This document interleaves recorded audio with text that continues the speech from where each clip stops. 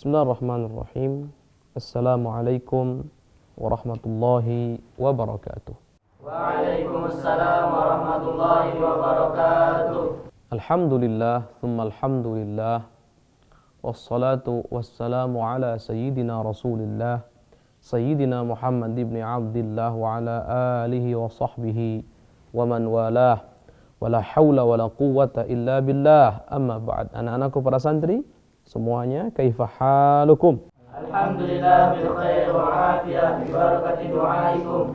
Taib, madza darsuna al-an? Darsuna al-an as-sirah an-nabawiyyah.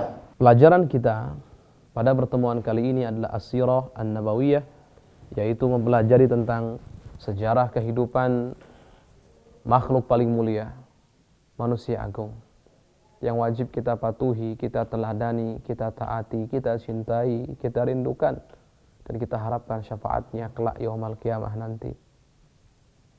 Sosok yang paling layak dan pantas untuk kita kenal, untuk kita kaji dan kita gali sejarahnya. Beliau adalah Nabi kita, Nabi Muhammad sallallahu alaihi wasallam.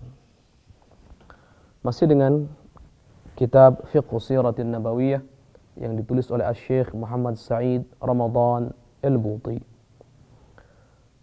Pada pertemuan yang lalu kita telah sama-sama mempelajari, sama-sama mengetahui,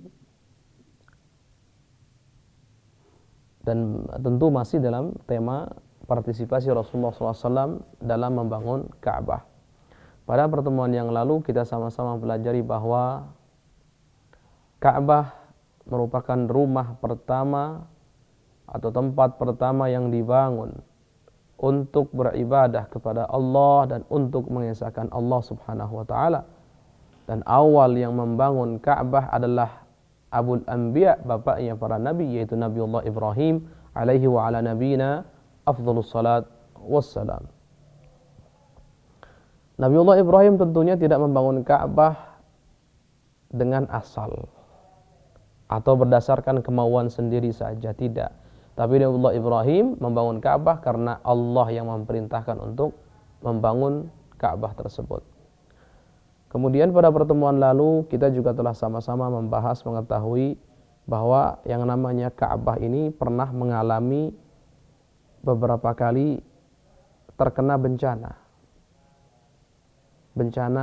alam maksudnya, dan di antara bencana tersebut adalah banjir bandang yang pernah menghantam kota Makkah, yang mana banjir tersebut mengakibatkan bangunan Ka'bah semakin lemah dan tembok-temboknya semakin rapuh, bahkan runtuh, sehingga kaum Quraisy saat itu tidak memiliki opsi, tidak memiliki pilihan kecuali harus membangun kembali atau merenovasi kembali Ka'bah, Baitullah. Dan Rasulullah SAW dalam hal pembangunan ini mengambil peranan penting karena beliau berpartisipasi aktif, betul-betul aktif dalam membangun Ka'bah ini. Yang beliau lakukan adalah diantaranya mengangkat bebatuan untuk membangun Ka'bah yang beliau letakkan di pundak atau pungguk mulia beliau, dan tidak ada alas yang melapisi kecuali hanya kain saja yang tipis. Seperti yang dikisahkan oleh Sayyiduna Jabir bin Abdullah bahwa ketika Ka'bah dibangun,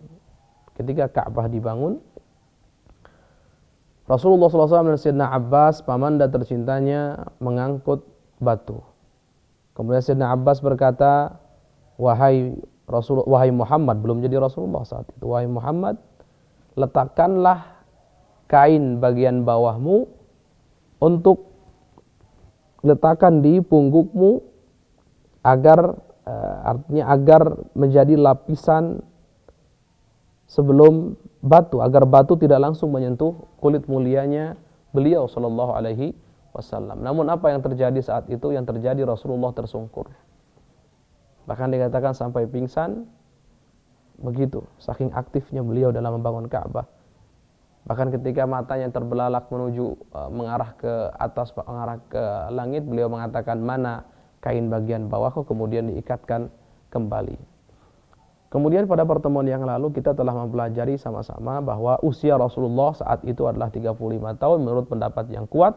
Pada pertemuan lalu pula kita mempelajari bahwa Rasulullah SAW berperan penting sekali, mengambil peranan yang sangat penting.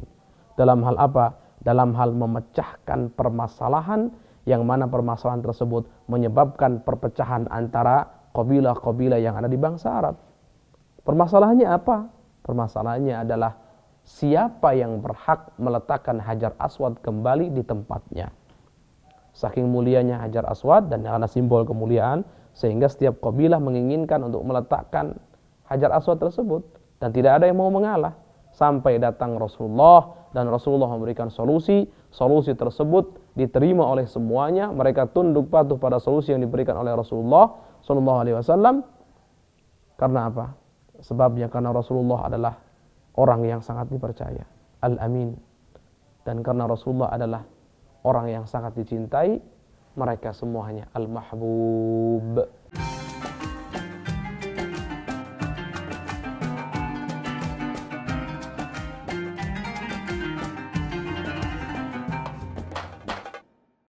Ingin belajar bersama Buya Yahya kapanpun dan dimanapun? Dapatkan segera flashdisk MP3 Buya Yahya. Berisikan berbagai materi kajian lengkap bersama Buya Yahya.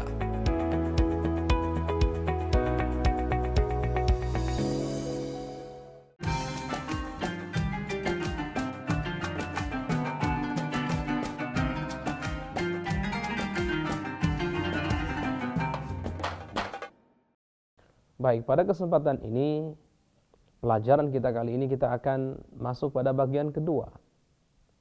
Ingat, setiap tema yang kita bahas dibagi jadi dua bagian pembahasannya. Pembahasan tentang kisah atau sejarahnya, itu yang pertama. Bagian kedua adalah pembahasan tentang hikmah, pelajaran yang bisa kita petik daripada kisah tersebut. Al-ibaru, qala al-musannif rahimahullah ta'ala, nafa'ana Allahu bihi wa bi'ulumi wa ulumiku fid darin amilan, qala al-ibaru wal-'idhat, pelajaran-pelajaran hikmah-hikmah yang bisa kita petik daripada kisah di atas. Nuridu fi ta'liqina ala hadzal maqta' min siratihi sallallahu alaihi wasallam arba'at umur. Kata beliau, kami akan mendatangkan komentar kami untuk atas penggalan sejarah ini 4 perkara. 4 perkara. Jadi bisa dikatakan ada 4 poin penting yang bisa kita petik di sini. Awaluha, yang pertama dari 4 tersebut, ahamiyatul Ka'bah. Betapa pentingnya Ka'bah itu. Wa ma ja'alallahu laha min syarafin wa qadasatin fil ard, dan apa apa yang Allah jadikan untuk Ka'bah min syarafin, dari kemuliaan, wa qadasatin fil ard, dan kesucian di muka bumi. Artinya Allah jadikan Ka'bah itu sangat penting bagi kita. Dan Allah jadikan Ka'bah adalah tempat yang mulia. Ini Allah yang menjadikan, Allah yang memberikan kemuliaan tersebut pada Ka'bah. Tempat yang suci, Allah yang memberikan, Allah yang menjadikan. Baik. Wa hasbuka minal adillah ala dzalik ana alladhi ba'syara ta'sisaha wa bina'aha huwa Ibrahim Khalilullah bi amri min Allah ta'ala takuna awwala baitin li'ibadatillahi wahdahu wa mathabatan lin-nasi wa amna.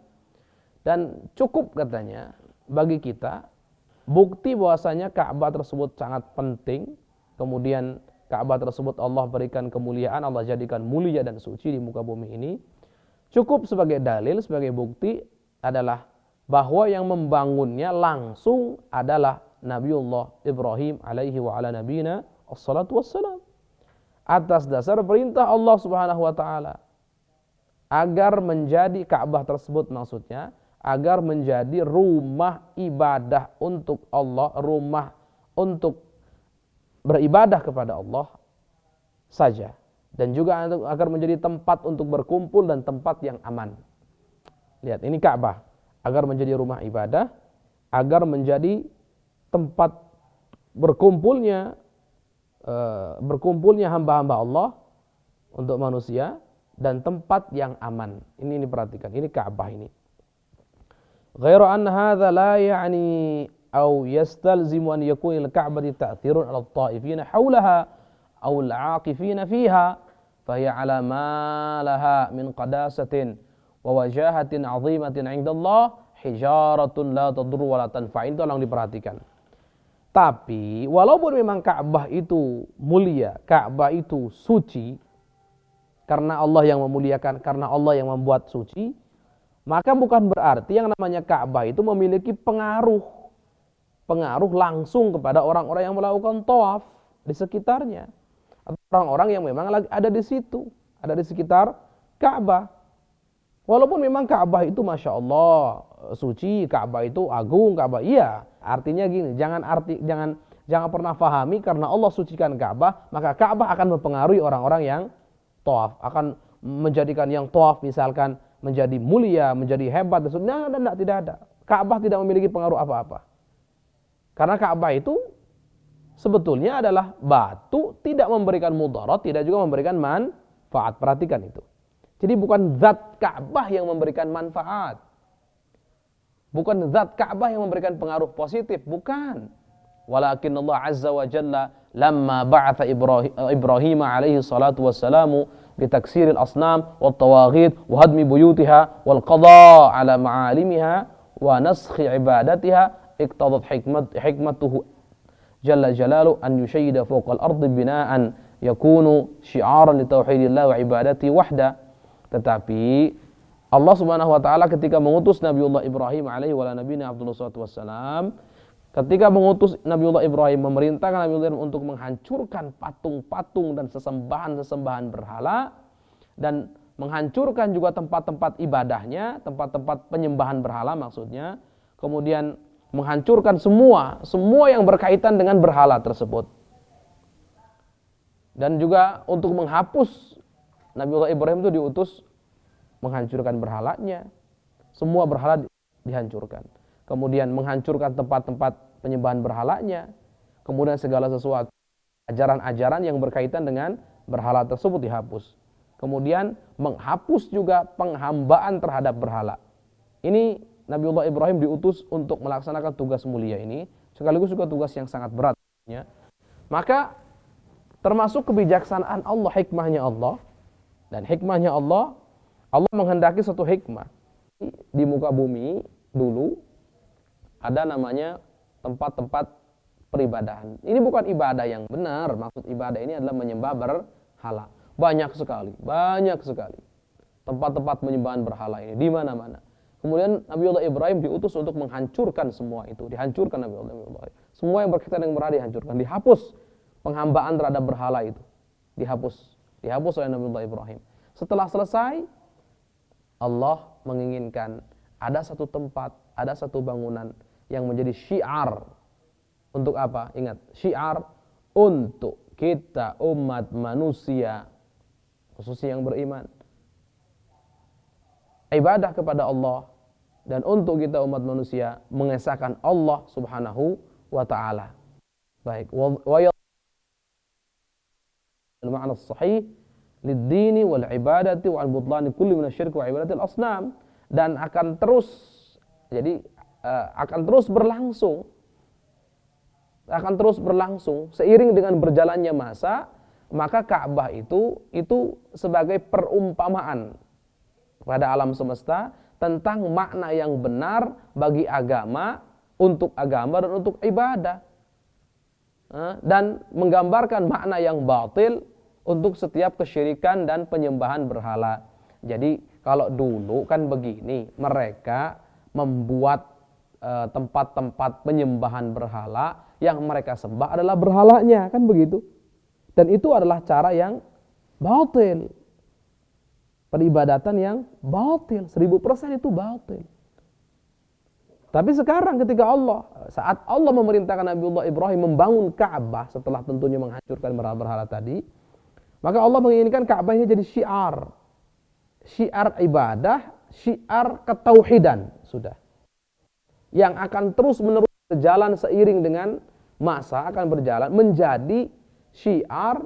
Karena kalau kita beribadah kemudian tawaf contohnya itu ibadah, tawaf ibadah, mengelilingi apa? Ka'bah. Siapa yang memerintahkan? Allah apa Ka'bah? Allah. Karena Allahnya apa? Karena Ka'bahnya. Karena Allahnya. Itu ibadah yang benar. Salat kita memang menghadap ke kiblat, yaitu Ka'bah. Itu benar. Tapi apa karena Ka'bahnya? Bukan. Tapi karena Allah yang memerintahkan kita untuk menghadap ke Ka'bah. Perhatikan itu. Beda sekali antara penyembah berhala yang menyembah berhala yang ada di rumah itu, yang ada di rumah sembahan berhala tersebut. Beda dengan Ka'bah yang menjadi simbol saja, syiar saja untuk persatuan Islam atau persatuan umat manusia yang beriman tentunya, untuk tempat berkumpul, untuk menjadi tempat yang aman, khususnya tempat beribadah dan tempat mengesahkan Allah Subhanahu wa taala. Bukan karena Ka'bahnya, tapi karena Allah yang memerintahkan kita beribadah dengan mengelilinginya. Allah yang memerintahkan kita salat contohnya untuk menghadap kepadanya. Karena Allah ini bedanya jauh. Sehingga Ka'bah itu bisa jadi gambaran ibadah yang benar dan ibadah yang salah. Penyembahan yang benar dengan penyembahan yang salah. Baik.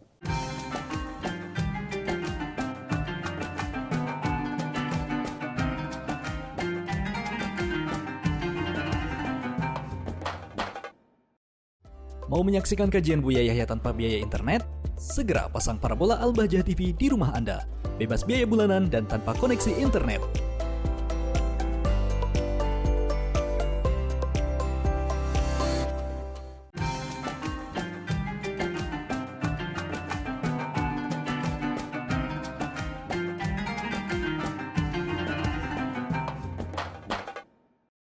قال لقد قضت البشرية ردحا من الزمن تدين بالعبادة للحجارة والأصنام والطواغيت وتنشئ لها المعابد. Baik. Jadi umat manusia atau kemanusiaan, umat manusia telah sekian lama di radhan minaz zaman, itu waktu yang lama, waktu yang panjang. Jadi bangsa manusia telah melalui masa yang lama tunduk untuk beribadah kepada satu hijarah, bebatuan. Kedua asnam, patung-patung, tawaghit, sembahan-sembahan yang lain.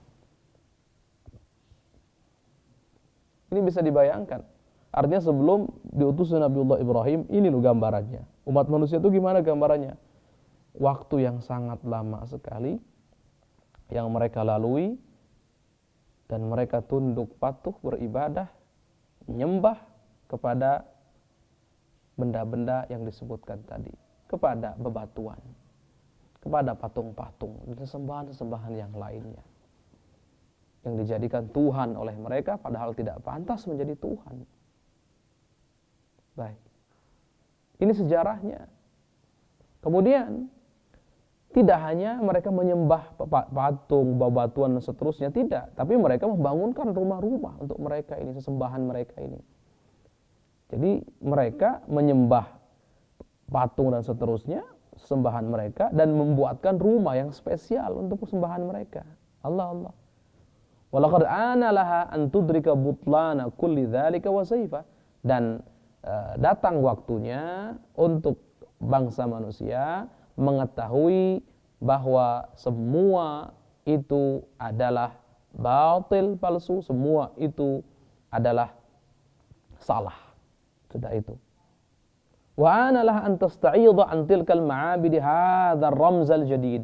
Dan sudah saatnya, sudah waktunya untuk bangsa manusia mengganti, lihat, mengganti dari yang tadinya menyembah berhala, dari yang tadinya menyembah bebatuan, dari yang tadinya menyembah sesembahan-sesembahan yang lainnya yang tidak memberikan manfaat, tidak memberikan mudarat. Lihat, sekarang harus diganti, sudah saatnya diganti. Mohon maaf, sudah saatnya untuk diganti. Diganti dengan apa?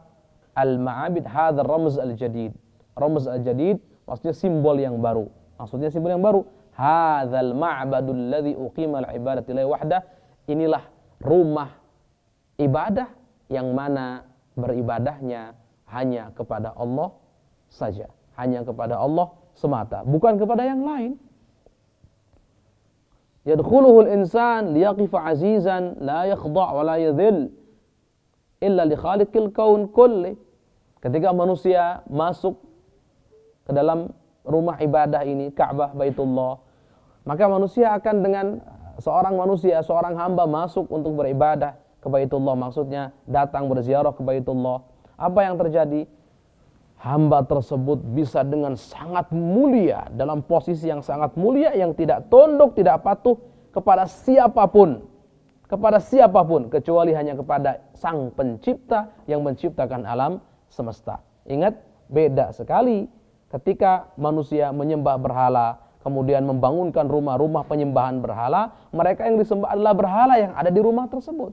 Sedangkan Ka'bah yang disembah siapa? Allah. Rumah ini, Baitullah ini hanya sebagai simbol di mana hamba-hamba Allah di tempat itu beribadah kepada Allah. Ini beda, jauh sekali perbedaannya. Baik. Wa idza kana la budda lil mu'minina bi wahdaniyatillahi wad dakhilina fi dinihi min rabitatin yata'arafuna biha. Kalau seandainya kita tahu bahwa harus ada untuk para kaum mukminin yang beriman yang mengesahkan Allah Subhanahu wa taala, yang masuk ke dalam agama Allah Subhanahu wa taala, harus ada yang namanya rabithah, pengikat. Yata'arafuna biha, yang dengan pengikat tersebut mereka bisa saling kenal satu sama lain. Wa mathabah. Apa mathabah ini? Mathabah tempat berkumpul, yaubuna ilaiha, di mana mereka pada datang ke tempat itu untuk berkumpul. Mahma tafarraqat buldanuhum wa taba'adat diyaruhum, walaupun jauh tempat tinggal mereka masing-masing, jauh rumah mereka masing-masing. Wa ikhtalafat ajnasuhum wa lughatum, dan berbeda jenis-jenis mereka, berbeda bangsa-bangsa mereka, berbeda bahasa-bahasa mereka. Idza kana la budda min dzalik falaysa ajdara min hadzal bait alladhi uqima ramzan li tauhidillah. Tidak ada yang lebih pantas untuk dijadikan tempat atau menjadikan simbol pengikat, untuk dijadikan tempat berkumpul, untuk dijadikan tempat mereka saling mengenal satu sama lain, untuk dijadikan tempat mereka saling berkumpul walaupun berbeda jenisnya, berbeda bahasanya, saling jauh rumahnya. Maka yang lebih cocok, lebih pantas untuk jadi tempat berkumpul tersebut, tempat pengikat tersebut, simbol pengikat tersebut adalah Baitullah atau yang disebut dengan Ka'bah. Maka rumus atau gambaran atau simbol yang paling tepat di sini, yang mana memang simbol itu dibutuhkan oleh kaum muslimin agar mereka bisa saling mengenal satu sama lain, kompak satu sama lain. Bayangkan orang-orang yang beriman kepada Allah di banyak negara, di banyak tempat, masing-masing saja di tempatnya masing-masing. Kapan orang-orang yang beriman ini bisa berkumpul kemudian bersatu, saling cinta satu sama lain, saling kenal satu sama lain, saling peduli satu sama lain? Kapan? Jadi harus ada tempat untuk berkumpul, harus ada center, harus ada pusat untuk berkumpul.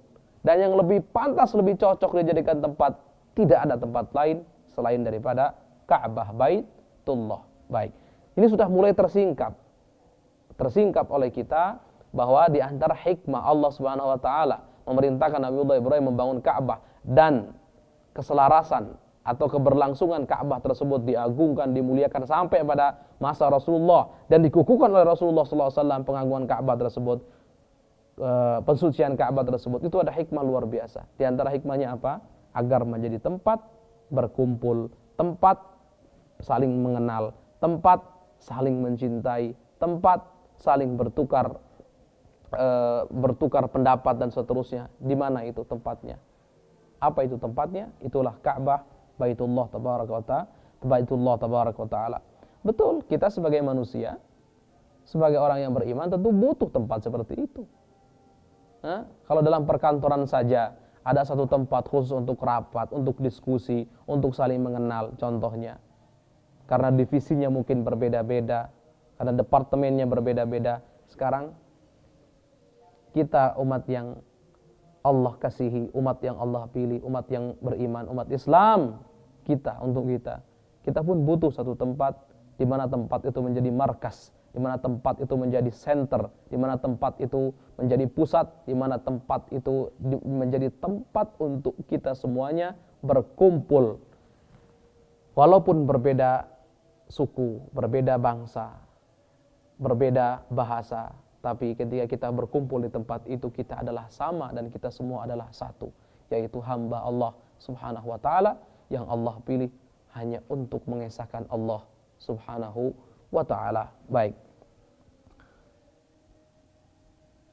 Waraddan ala batil syirk wal asnam, dan juga sebagai bentuk penolakan terhadap kebatilan kesyirikan dan kebatilan patung-patung berhala. Wa an yakuna huwa ar-rabithah wa huwa al-mathabah lahum jami'an, dan Ka'bah itu akan menjadi atau menjadi rabithah, pengikat, wal mathabah, dan tempat kumpul, lahum jami'an, untuk mereka hamba-hamba Allah kita semua yang Allah pilih, yang Allah berikan hidayah, yang Allah berikan keimanan untuk berkumpul di tempat itu. Itulah Ka'bah Baitullah tabaraka wa taala. Masih panjang pembahasan kita, tapi kita cukupkan pembahasan kita pada kesempatan kali ini. Semoga Allah Subhanahu wa taala memberikan kita ilmu yang bermanfaat, istiqamah di jalan Allah, wafat dalam husnul khatimah. Ala hadirin wa lakum salih. Al-Fatihah. Wassalamualaikum warahmatullahi wabarakatuh. Waalaikumsalam warahmatullahi wabarakatuh. Sahabat Al-Bahjah TV, setelah menyaksikan video ini, jangan lupa bersolawat kepada baginda Nabi Muhammad. Shollu ala Nabi Muhammad. Allahumma sholli alaihi wa ala alihi wa sahbihi.